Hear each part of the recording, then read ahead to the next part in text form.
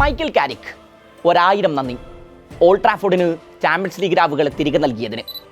ഏറെക്കാലമായി ഈ ആകാശത്ത് മൂടിക്കെട്ടി കിടക്കുന്ന കാർമേഘങ്ങളെ ദൂരെ അകറ്റിയതിന്, ആരാധകരെ യുണൈറ്റഡിൻ്റെ പ്രതാപകാലങ്ങളെ ഓർമ്മിപ്പിച്ചതിന്, അവരെ ഒരിക്കൽ കൂടി സ്വപ്നങ്ങൾ കാണാൻ പഠിപ്പിച്ചതിന്.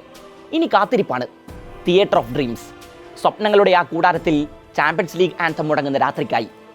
ഇന്നലെ കോബി മെയ്നുവിൻ്റെ വിജയഗോൾ പിറക്കുമ്പോൾ ആ ഗാലറികളിൽ ഇരുന്ന് കണ്ണീർ പൊഴിച്ച മനുഷ്യർ പലരും ഈ ടീമിൻ്റെ വീണ്ടെടുപ്പിനായി എത്ര കാലമായി ഇങ്ങനെ കണ്ണിൽ എണ്ണയൊടിച്ച് കാത്തിരുന്നിട്ടുണ്ടാകും. 10 വർഷത്തിനിടെ ആദ്യമായി ഓൾഡ് ട്രാഫോർഡിലും ആൻഫീൽഡിലും ലിവർപൂളിനെ യുണൈറ്റഡ് പരാജയപ്പെടുത്തുന്നു. ആ ആഘോഷങ്ങൾക്ക് നടുവിൽ മൈക്കൽ കാരിക് തലയെടുപ്പോടെ എഴുന്നേറ്റ് നിൽക്കുന്നു. കാരിക്കിൻ്റെ കളികൾ കമ്പനി കാണാൻ കിടക്കുന്നതേ ഉള്ളൂ. ഒരൊറ്റ സമനില മതിയായിരുന്നു യുണൈറ്റഡിന് ചാമ്പ്യൻസ് ലീഗ് സ്പോട്ട് ഉറപ്പിക്കാൻ. എന്നാൽ ആരാധകരെ ത്രസിപ്പിച്ചൊരു പോരിൽ ഒരു മിന്നും ജയം കൊണ്ട് തന്നെ യുണൈറ്റഡ് ബർത്തുറപ്പിച്ചു.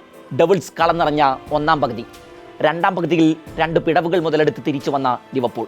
പിന്നെ രക്ഷക്കായി കോബി മെയ്നുവിൻ്റെ എൻട്രി. അക്ഷരാർത്ഥത്തിൽ അതൊരു റോളർ കോസ്റ്റർ ആയിരുന്നു. റൂബൻ അമോറിം ഇതൊക്കെ കാണുന്നുണ്ടല്ലോ അല്ലേ? അതെ, വലിയൊരു സ്വർണ്ണപാത്രത്തിൽ അമോറിം അക്കണ്ട കാലമത്രയും ചില്ലറയിട്ട് വച്ചിരിക്കുകയായിരുന്നു സാർ. പിന്നെ കാരിക് വന്നു. കളി മാറി, കഥയും. അയാളുടെ സിസ്റ്റത്തിൽ മെയ്നു ഒരെണ്ണയിട്ട യന്ത്രത്തെ പോലെ വർക്ക് ചെയ്തു. പല മത്സരങ്ങളുടെയും വിധി പോലും അയാളുടെ പ്രകടനങ്ങൾ നിർണ്ണയിച്ചു. മെയ്നു, United can't play without you and you are breaking my heart when you don't start. ആരാധകരുടെ ചാൻഡുകൾ മാഞ്ചസ്റ്റർ നഗരത്തിൽ അങ്ങിങ്ങായി അലയടിച്ചു. ഇന്നലെ ആദ്യ വിസിൽ മുതൽ തന്നെ ഓൾഡ് ട്രാഫോർഡിൽ യുണൈറ്റഡ് കളന്നിറങ്ങുന്ന കാഴ്ചയാണ് കണ്ടത്. Again a set piece brilliance. 6-ാം മിനിറ്റിൽ തന്നെ മത്തേവസ് കുഞ്ഞയുടെ പ്രഹരം. എംബൂമോയുടെ കോർണർ ക്ലിയർ ചെയ്യാനുള്ള ലിവർപൂളിൻ്റെ ശ്രമം. കുഞ്ഞയുടെ കാലിലാണ് പന്ത് വിശ്രമിച്ചത്. അയാളുടെ ആദ്യ ശ്രമം തടഞ്ഞിട്ട് ലിവർപൂളിന് അടുത്ത തവണ പിഴച്ചു. മക്കലിസ്റ്ററുടെ ഒരു സ്ലൈറ്റ് ഡിഫ്ലക്ഷൻ. പന്ത് വലയുടെ വലതുമൂലയിൽ വിശ്രമിച്ചു. ഗണ്ണേഴ്സിന് ശേഷം ഈ സീസണിൽ ഏറ്റവും അധികം സെറ്റ് പീസുകളിൽ നിന്ന് ഗോളുകൾ കണ്ടെത്തിയ ടീം യുണൈറ്റഡ് ആയിരിക്കും. 14-ാം മിനിറ്റിൽ എംബൂമോയും ബ്രൂണോയും സെസ്കോയും ചേർന്ന് നടത്തിയൊരു മുന്നേറ്റം.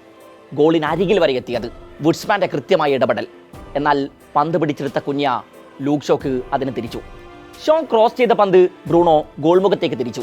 ഇക്കുറി സെസ്കോ വുഡ്സ്മാനെ കീഴടക്കി. പന്ത് വലയിലായി. ഓൾഡ് ട്രാഫോർഡ് പൊട്ടിത്തെറിച്ചു. കളി തുടങ്ങി 15 മിനിറ്റ് തികയും മുമ്പേ യുണൈറ്റഡ് 2 ഗോളിന് മുന്നിലെത്തുന്നു. അതും നിലവിലെ ചാമ്പ്യന്മാരായ ലിവർപൂളിനെതിരെ.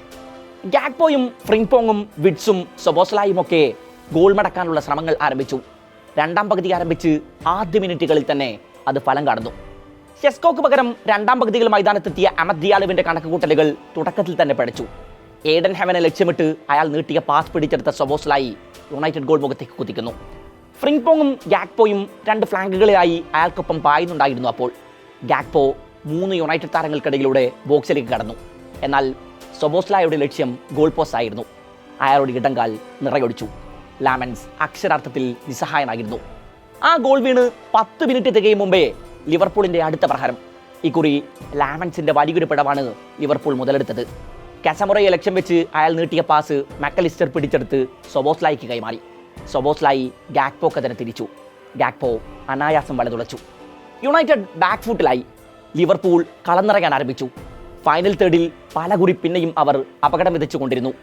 കോബി മെയ്നുവും കാസമോറോയും കൂടുതൽ മുന്നിലേക്ക് കയറി കളിച്ച സമയങ്ങളിലൊക്കെ യുണൈറ്റഡ് ബാക്ക് ലൈൻ എക്സ്പോസർ ആവുന്നത് കണ്ടു. ആദ്യ പകുതിയിലെ ഉണർവ് രണ്ടാം പകുതിയിൽ പല സമയത്തും യുണൈറ്റഡിന് നഷ്ടമായതുപോലെ തോന്നി. ലിവർപൂൾ നനച്ചിരിക്കാത്ത നേരത്താണ് മെയ്നുവിൻ്റെ ഗോളെത്തിയത്. ഇടതു വിങ്ങിലൂടെ പാഞ്ഞ ലൂക്ക് ഷോയുടെ ക്രോസ്, ഡിയാലുവിൻ്റെ ഹെഡർ, അത് ക്ലിയർ ചെയ്യാനുള്ള മക്കലിസ്റ്ററുടെ ശ്രമം.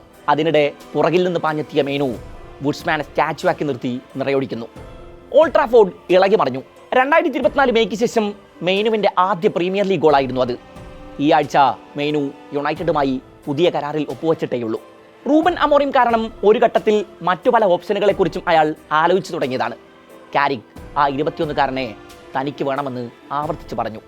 അതെന്തുകൊണ്ടാണെന്ന് മെയ്നു തെളിയിച്ചുകൊണ്ടേയിരിക്കുന്നു. രണ്ടാം പകുതി കാരിക്കിനെ ഇരുത്തി ചിന്തിപ്പിക്കുമെങ്കിലും യുണൈറ്റഡിനെ സംബന്ധിച്ച് ഈ വിജയത്തിന് പൊന്നും വിലയുണ്ട്. 35 മത്സരങ്ങളിൽ നിന്ന് 64 പോയിന്റുമായി 3-ാം സ്ഥാനത്താണിപ്പോൾ പോയിന്റ് ടേബിളിൽ യുണൈറ്റഡ്. സിറ്റിയും ഗണ്ണേഴ്സും തമ്മിലുള്ള കിരീട പോരാട്ടം ഇനിയും അവസാനിച്ചിട്ടില്ല. ഇതുവരെ മൈക്കൽ കാരിക്കിന് കീഴിൽ യുണൈറ്റഡ് കളത്തിലിറങ്ങിയ 17-ൽ 12 മത്സരങ്ങളിലും അവർ വെന്നിക്കൊടി പാറിച്ചു കഴിഞ്ഞു. 2 തോൽവികൾ, 3 സമനിലകൾ. പ്രീമിയർ ലീഗിലെ വൻമരങ്ങൾ പലതിനെയും അയാൾ കടപുടക്കി. ടീം ഒന്നാകെ റിഥം വീണ്ടെടുത്തു. വരും സീസണുകളിലേക്ക് കാരിക് വലിയൊരു സിഗ്നൽ ബാക്കിയാക്കുന്നുണ്ട്. വലിയൊരു സിഗ്നൽ.